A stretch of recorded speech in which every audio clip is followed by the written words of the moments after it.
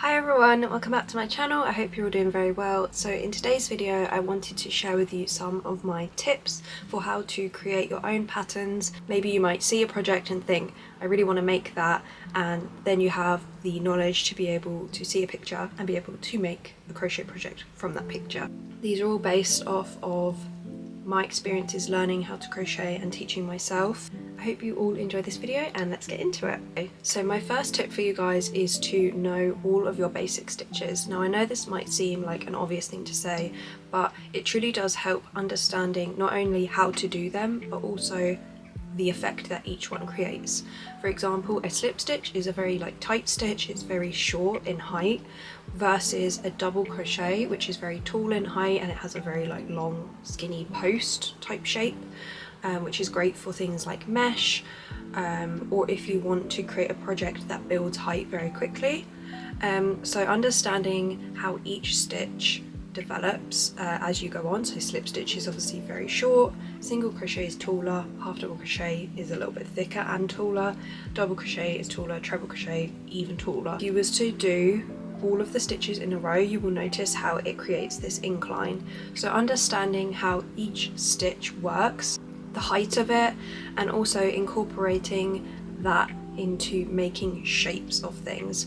For example, obviously like I said, the progression of a slip stitch to a treble crochet creates an incline, but obviously if you were to create that incline and then create it in the reverse, you would create some sort of point. That's always good to consider when you're making your projects, is what shapes do making these stitches create. If I was to create a single crochet, a half double crochet and a single crochet, I would probably make some sort of curve shape, which might be quite good for things like flowers, like making flower petals, ear shapes, that kind of thing. So that's why it's always good to understand the shapes that stitches create, the heights that they are, and when you experiment with these, you're able to create a lot of waves and a lot of points. Slip stitches are always good to make a point more pointy, versus if you was to do maybe a half double crochet, that might make a point a little bit more circular.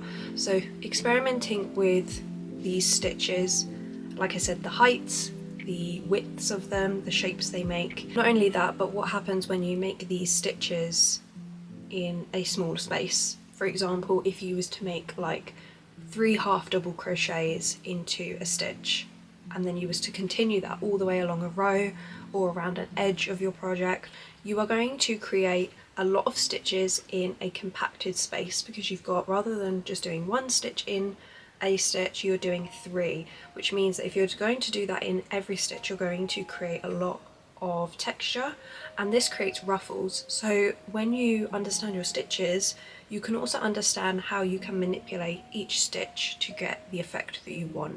So ruffles are always a really nice thing to do for things like bags, for tops. Now if I was to simplify it, obviously you could make 2 single crochets into each stitch and this would create quite a cute little ruffle. However, you can always experiment with the sequence that you do. So if you don't particularly like a really compact ruffle, then you might like something where you create a sequence from your knowledge of making ruffles. So if we was to consider the fact that we don't really want a compact ruffle, so I might do 2 double crochets, so just 1 double crochet, 1 double crochet, and then I'll do 3 in the next stitch, and then 1 double crochet, 1 double crochet, 3 in the next stitch. And rather than creating a super tight and compact ruffle that might come across a little bit less floaty, you are making a much more floaty and flowy type of ruffle. So another thing to consider about understanding your stitches is understanding what to do with these stitches, not just purely how to do them and what they do and the heights of them and the widths of them, but also what can they do when you add more or less of them in one stitch. For example, if you want to make a project wider, whether that be a bag or that be a panel for a jumper, you always want to make increases or decreases. If you want to make a jumper panel wider, because maybe you want it wider on your shoulders, then you would make increased stitches. And an increased stitch is essentially making 2 stitches in one or 3 stitches in one. Now with 3 stitches in one stitch, this might create a hole because you're pulling on that stitch more by adding more stitches. So an increase is typically 2 stitches in the same stitch versus just 1 stitch in a stitch. So another part of stitches that is quite interesting to work with is obviously creating mesh stitches. So this is where you may create a stitch and then you may chain in between these stitches, and this creates holes, and then you would kind of crochet into the stitches and also into the spaces that you've made, and this creates a mesh stitch. So mesh stitches are pretty good for things like beach bags or market bags, maybe even tops if you want kind of a mesh shrug or something like that.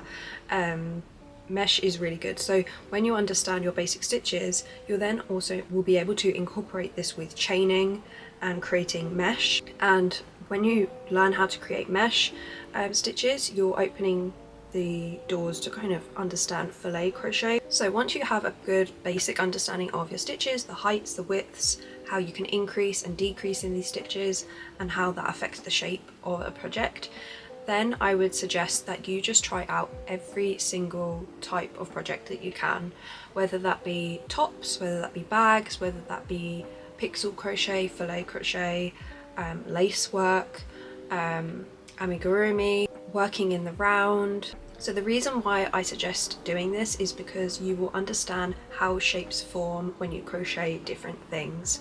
A lot of projects will be kind of around making everything individually and then you join it all together, and some projects allow you to just kind of work as you go, and you can kind of find what you prefer to do based on this. For example, this crochet hook case I made was simply making a bunch of different shapes and then just joining them all together.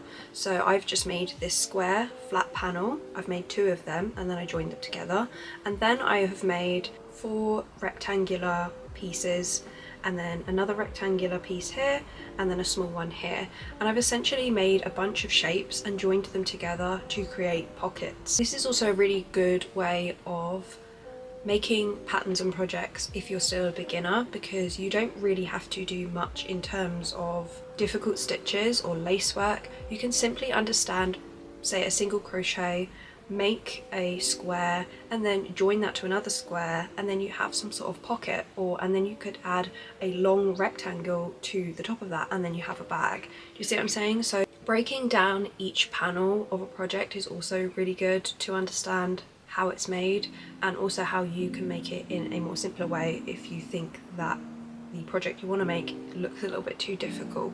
So following on from this point, if you are trying out a lot of different projects, you will pick up on similarities that many patterns have. Not so much that they are identical, but just the way that they build on. So step by step, the kind of progression of the pattern is sometimes similar. For example, in amigurumi, a lot of the time a pattern might ask you to do the arms first and then make the legs, and this is because you will be joining the legs at the beginning and then working up and then joining the arms as you work up, and that's quite a familiar thing for amigurumi, is to kind of do it in one go. So when you understand that amigurumi typically works like this, it's not always like that. Obviously, depending on what animal it is, or if it's a doll, if it has legs or if it doesn't have legs, it might be different. I'm not talking about things like you know, those bees that are like in a circular shape. That's kind of different. But a lot of animals that have like legs will typically start off with making like the outer accessories, so the ears, the nose, the eyes, sort of the facial details, arms and legs, and then it's kind of starting with the legs at the bottom and working up, joining the arms, working up, making the head, and then adding the face details. So when you understand the kind of process of how amigurumi works and other projects, you're able to kind of create your own formula in a way of how a project works. So just using this bear as an example, I made this recently, and a lot of the time patterns will use a typical kind of mathematical progression. So it might start off with something like 8 single crochets in a ring, and then it normally will double or increase in some way. So let's just say it doubles, and then in the next row it will be increasing every other stitch, and then the following row will be increasing every 2 stitches, following row every 3 stitches. That's how it normally works because it creates a nice circular shape. And then typically the legs will be joined. You'll crochet around the legs and then work up for the body, and then you might decrease sort of around the neck where the head is going to be, and then you will kind of increase where the head is going to then come out wider. This kind of pattern also applies for things like baskets, specifically ones also that generally patterns that just work in the round.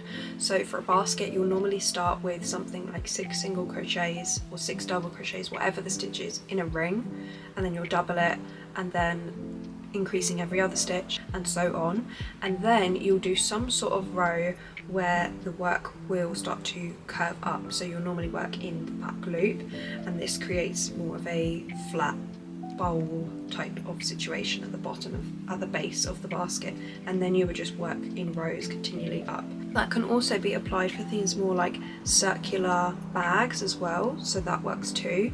And similarly to bucket hats, because bucket hats always normally start with circular base around the top of the head, and then you will work down. So as you can see, a lot of shapes use the same type of formula for a pattern to get the shape that is desired. Then it is always a good idea when you actually want to eventually start your patterns to draw out your ideas. Again, it kind of seems like an obvious thing, but a lot of the time I made mistakes where I would think of an idea and I'd try and just make it based off of the vision in my head, and I could not always execute it effectively by doing that. It's always good to just have anything written down and really describe kind of or show in your drawing exactly how you want it to be. The more kind of detailed it is, the easier I think it is to understand how it's going to come out. It doesn't have to be a super detailed drawing, but if you can just capture the basic shapes of things, then you are able to understand from your knowledge how that's created. So for example, I made this top and I basically split it up into the front section and then the back section, and I drew each section individually. So I kind of chopped up each area into different shapes, and then my plan was to join them all together. So that's a really good way of making projects, is to break each section apart, and then when you've actually made them, you join them back all together. Okay, so my next tip is kind of one that I've been doing more recently because this saves a lot of time. However, it does kind of require a little bit more thinking if you actually want to develop it into a pattern. But just as a general kind of, if I make this, will it work? Or will it work in the way that I want it to? This is a really good thing to do. And it's crocheting mini versions of things that you want to make, just to see if the idea will work. So for example, if I want to make a bag and I want it to be a tote bag, to make that bag fully might take me all day to make, and just to see if the idea is even going to work, that's quite a long time that I'm going to be taking up just to try it out. So I might reduce the size of it. So for example, if I actually wanted to make the bag 100 stitches in a row, then I might only do maybe 10 stitches in a row just to see if a mini version would work. And I really like doing this. Obviously it saves time, but it enables you to create patterns that are changeable in terms of their size, in terms of their width, of their height, anything. A lot of the time, if you're able to make something in mini form, then you shouldn't have any issues making it in a much larger form. This is also really good for things like jumpers. I know it sounds a bit silly, but even if you make a mini jumper, like a baby size jumper, then you can guarantee that that same pattern is going to work for your own size or larger. You just might need to make a few adjustments or understand where the changes are, you know? So if you're normally chaining for a baby jumper, maybe like, I don't know, 20 stitches. Obviously for an adult that's going to be a lot larger, so understanding where the numbers change, how many decreases and increases you might make for a baby jumper versus an adult jumper, all of these things are things to consider. But normally, like, if a mini version works, then there is no reason why a larger version can't work. So this saves a lot of time if you are just thinking, I've just come up with this cool idea and I don't really want to spend all day trying to see if it works.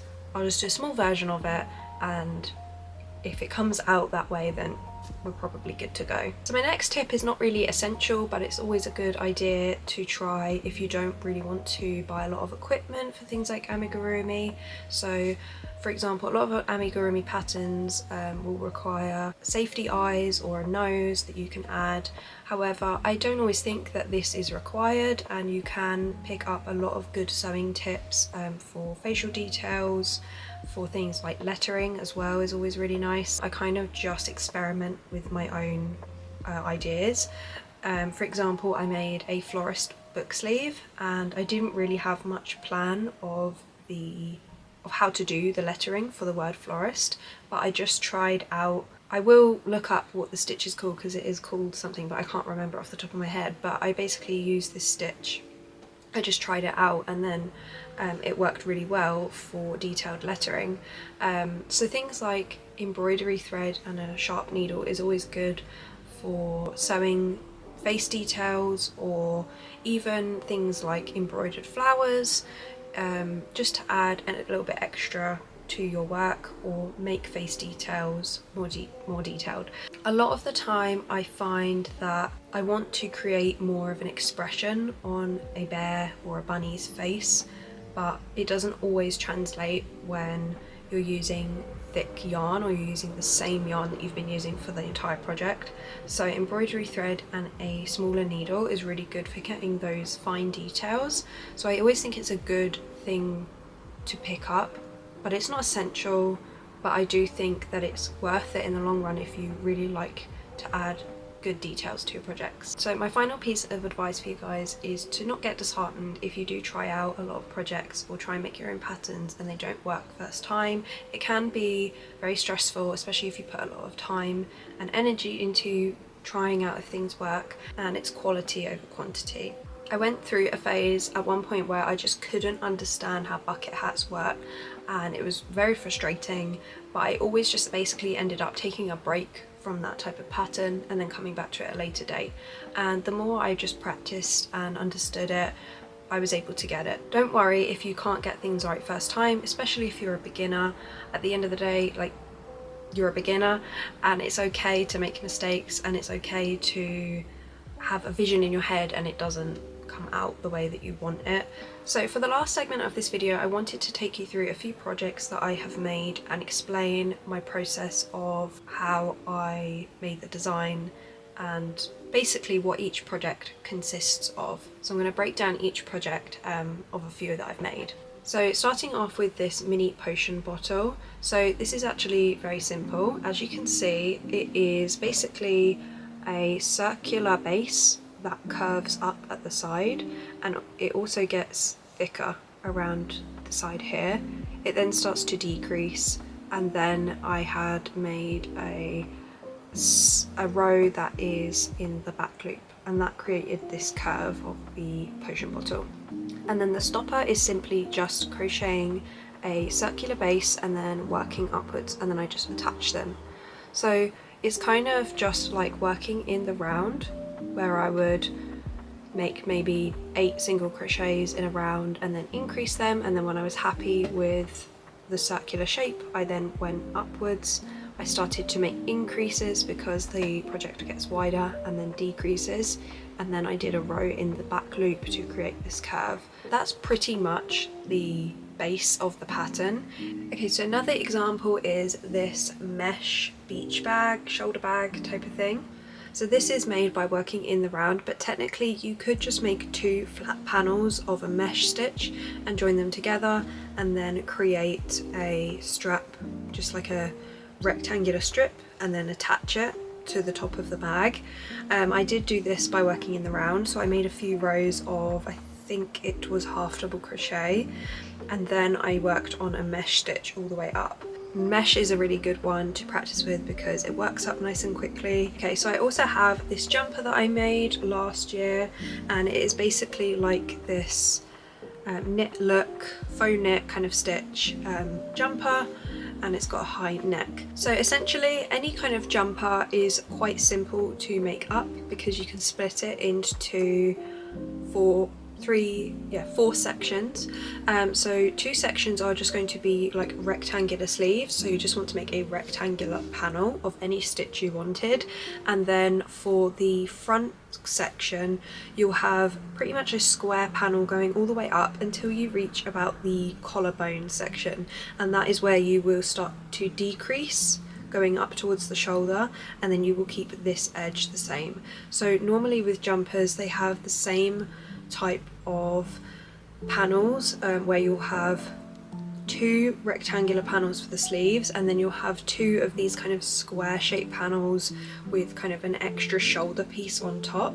And again, you can customize any stitch you would use for those panels, as well as increasing and decreasing, experimenting with that, especially for sleeves. So if you're going to decrease on the sleeve, then you could create kind of a balloon sleeve going towards the wrist. And even if you were thinking about making a clothing item such as like a vest, the same principle applies, just without the sleeves. So you would make a kind of front panel section with shoulders, joining them together, and again any stitch you wanted, and then you would create edges kind of around the neckline, the armholes and the hem of the vest. So this is another interesting example. So this is a honey bunny hook case that I made. As you can see, it opens up, and this is just another example of basically a bunch of small components layered on top of each other to create this. So as you can see on the inside, I've got 4 pockets that are wide enough to fit a variety of hooks in.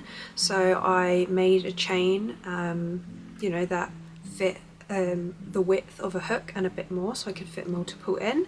And then I just lined them up like that. And then the back panel slash front panel of these are literally just rows of single crochet. So it's literally just a panel of straight single crochet. And then the square here is a granny square, but obviously you could make the square any stitch, it doesn't have to be a granny square. I just liked the solid granny square. But again, this is just a larger square that I made that was large enough to fit some scissors in. And then I have this flower pocket down here, so I just basically created a circle and then I fastened off, and then I made kind of what I was talking about earlier with the stitches that are able to create a curve. So as you can see, the stitches go very short and then they build on their height as they curve up, and then they go back down to being short. So this creates the curve, and I've just repeated that sequence over and over until I had 5 of these petals. So here is another example of attaching a variety of pieces together to make a shape. So this is just a DIY photo frame that I made from crochet. It has got a slice of like cardboard in it, but basically the back panel is just simply rows of single crochet going all the way up, so it's a nice simple flat rectangular panel. And then the front is basically just 4 strips of rectangles, and in this pattern I decided to continue as I went along. So rather than fastening off and then like making a strip and then just piecing them all together at the end, I continued as I went up, which is probably the more complicated way to do it. However, you could just make 4 rectangular strips like this and join them, making sure obviously that they match up with the back. But yeah, that's essentially it. And then for the stars, I basically just made a circle and then I created these points using the variety of tall and short stitches. I started with a very short stitch, so I started with a slip stitch, and then I think I did about a half double crochet and then a double crochet, so it built that thickness, and then I joined that to my next stitch on the circle so that I was able to create these points and then actually join it to the base of the star.